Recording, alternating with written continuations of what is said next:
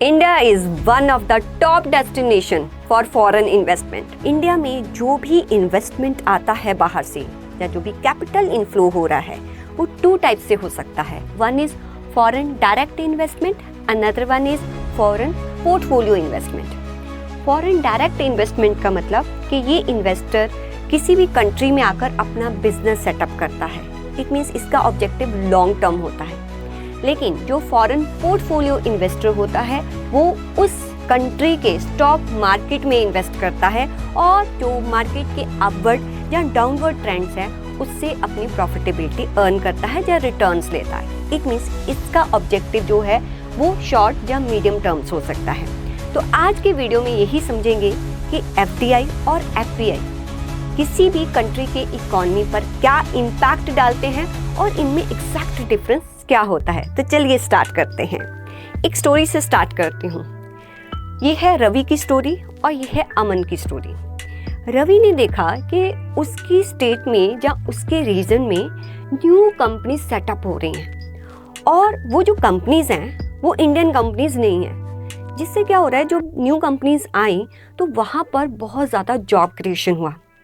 जो वहाँ के रहने वाले लोग हैं उनको जॉब ऑप्शन ज़्यादा मिली, सैलरीज भी अच्छी मिलने लगी और न्यू स्किल सेट्स भी आया और वहाँ का इंफ्रास्ट्रक्चर भी डेवलप हुआ। तो अब रवि के पास भी बहुत सारी ऑप्शंस हैं क्योंकि जॉब अपॉर्चुनिटीज़ हैं। तो उसने भी वहाँ की एक कंपनी जो सैमसंग कंपनी है उसको ज्वाइन कर लिया। तो जो ये कंपनी आई है इसको बोलते हैं एफडीआई। मीन्स उसका एक फिजिकल प्रेजेंस है अब कंट्री में और वहाँ पर आकर वो जॉब क्रिएट कर रही है, न्यू स्किल सेट ला रही है। उसका जो मोटिव है वो ऑनरशिप लेना चाहती है, वो कंट्रोल एक्सरसाइज करना चाहती है। तो सैमसंग अगर इंडिया में आकर अपना बिजनेस सेटअप करता है तो इसको हम क्या बोलेंगे, एफडीआई, फॉरेन डायरेक्ट इन्वेस्टमेंट। ऐसे ही अब आते हैं हम अमन की कहानी पर। अमन ने देखा कि सडनली जो स्टॉक मार्केट है ना उसमें काफ़ी ज़्यादा अपवर्ड ट्रेंड देखने के लिए मिल रहा है। ऐसा क्यों? क्या हुआ कि फॉरेन के इन्वेस्टर्स आए, उन्होंने इंडियन स्टॉक मार्केट में इन्वेस्टमेंट कर दी। अब आपको इकोनॉमिक्स का पता है, डिमांड एंड सप्लाई। अब जब वो स्टॉक मार्केट में इन्वेस्ट करेंगे तो जो इंडियन स्टॉक्स हैं उनकी डिमांड बढ़ेगी तो उनके प्राइसेस भी हाई होंगे, तो जिससे कि स्टॉक मार्केट में आपको अपवर्ड ट्रेंड जो है देखने के लिए मिलेगा। अब अमन ने देखा कि जो स्टॉक्स उसके 100 रुपीज़ के थे आज की डेट में वो 700-800 के हो गए हैं। और उसने ये भी ऑब्जर्व किया कि लोग स्टॉक मार्केट से जो है वो बहुत ज़्यादा पैसा अर्न कर रहे हैं। फिर एक दिन वो देखता है कि एकदम जो है वो मार्केट क्रैश होगी। क्यों होगी? क्यों जो फॉरेन इन्वेस्टर्स आए थे ना उन्होंने अपना पैसा निकाल लिया, प्रॉफिट बुक किया और पैसा निकाल लिया और एकदम से मार्केट नीचे आ गई। मीन्स बहुत ज़्यादा वॉलेटिलिटी इसने देखी यहाँ पर। तो ये सब कुछ कैसे हुआ? ये सब कुछ होता है जब फॉरेन पोर्टफोलियो इन्वेस्टमेंट होती है। मीन्स बाहर के लोग इंडियन स्टॉक मार्केट में जो है वो इन्वेस्ट करते हैं। तो आप यहाँ पर समझ सकते हो कि एफडीआई और एफपीआई कैसे किसी भी इकोनॉमी पर इम्पैक्ट डालता है। अब थोड़ा सा और समझते हैं इसके बारे में। पहले एफडीआई, जैसे कि मैंने आपको बताया कि एफडीआई में क्या होता है कि कंपनीज जो हैं वो किसी भी कंट्री में आके अपना बिजनेस सेटअप करती हैं। तो उनका ऑब्जेक्टिव लॉन्ग टर्म होता है, मतलब वो जॉब्स क्रिएट करते हैं, टेक्नोलॉजी ट्रांसफ़र होती है, वो लोकल इकोसिस्टम का जो है वो पार्ट बनते हैं। बट यहाँ पर जैसे एग्जांपल देती हूँ कि ऐसा नहीं है कि वो आकर अपना जो है कंपनी जो है वो जहाँ पर सेटअप करेंगे, किसी भी कंपनी के जो शेयर्स भी बाय कर सकते हैं। मैम ये समझ नहीं आया, आपने कहा एफपीआई में भी वो शेयर्स वगैरह बाय करते हैं, स्टॉक मार्केट में इन्वेस्ट करते हैं, यहाँ पर भी शेयर्स ही बाय करते हैं। देखो एग्जांपल देती हूँ, जैसे फ्लिपकार्ट और वॉलमार्ट ने आके यहाँ पर अपना कोई बिजनेस सेटअप नहीं किया। उसने क्या किया, फ्लिपकार्ट के शेयर्स बाय किए, लेकिन फिर भी वो एफडीआई था। क्यों? अगर आप किसी भी कंपनी में 10% या 10% से ज़्यादा के शेयर्स बाय कर ले तो किसी भी कंपनी के, ठीक है, लिस्टेड कंपनी के, तो 10% या 10% से ज़्यादा की शेयर्स आप बाय करते हो, इट मीन्स कि आप उस कंपनी में कंट्रोल एक्सरसाइज करना चाहते हो। तो वो जो होगा वो इन्वेस्टमेंट एफडीआई में काउंट होगा। अगर आप किसी भी कंपनी में जो लिस्टेड है उसमें अगर आप 10% से कम के शेयर्स लेते हो, इट मीन्स आप कंट्रोल एक्सरसाइज नहीं करना चाहते हो। आप सिर्फ स्टॉक मार्केट जहाँ किसी भी गवर्नमेंट सिक्योरिटीज़ में इन्वेस्ट करके आप सिर्फ जो मार्केट के अपवर्ड एंड डाउनवर्ड ट्रेंड्स हैं ना, उससे प्रॉफिटेबिलिटी बनाना चाहते हो। तो यहाँ पर आपका पर्पस अगर कंट्रोल एक्सरसाइज करना नहीं है, 10% से कम की आपकी होल्डिंग है, तो उस इन्वेस्टमेंट को क्या बोला जाएगा? FPI। This is the difference. तो यहाँ पर जब फ्लिपकार्ट और वॉलमार्ट ने जब फ्लिपकार्ट के शेयर्स बाय किए थे, तब उसने 10% से ज़्यादा का बाय किया था, तो उसको काउंट करेंगे हम FDI में। तो अल्टीमेटली जो FDI है उसका मेन पर्पस कंट्रोल और ऑनरशिप होता है।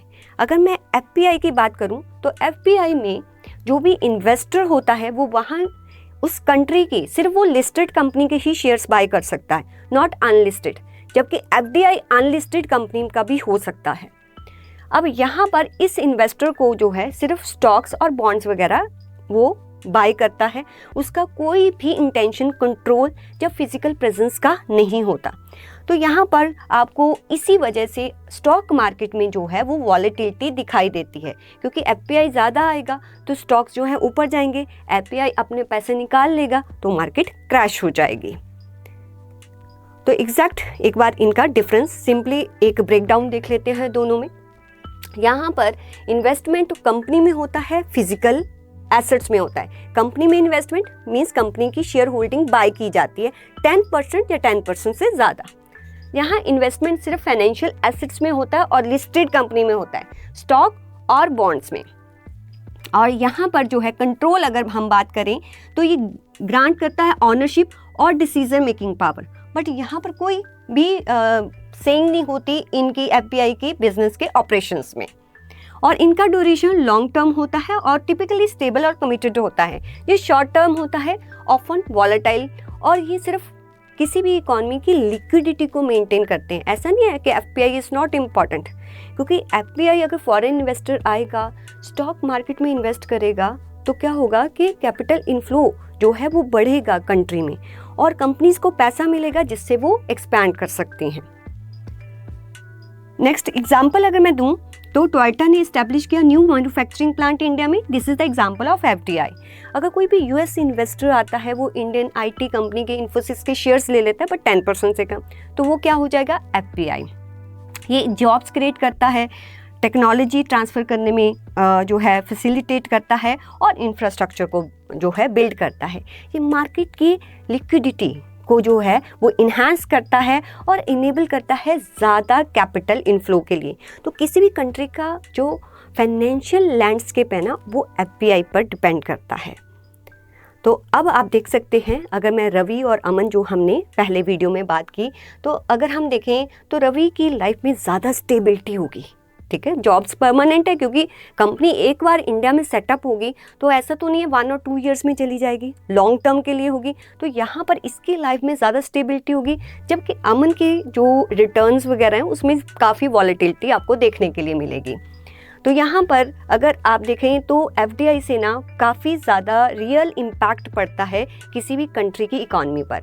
और ये जो है FPI जो है वो स्टॉक मार्केट की लिक्विडिटी को मेंटेन करने में जो है उसमें ज़्यादा रोल प्ले करता है। और अगर हम इंडिया की बात करें तो इंडिया में जितनी भी इन्वेस्टमेंट आती हैं बाहर से, तो यहाँ पर रूल है कि वो जो इन्वेस्टमेंट है उनका रेशो जो है वो 70-30 होना चाहिए।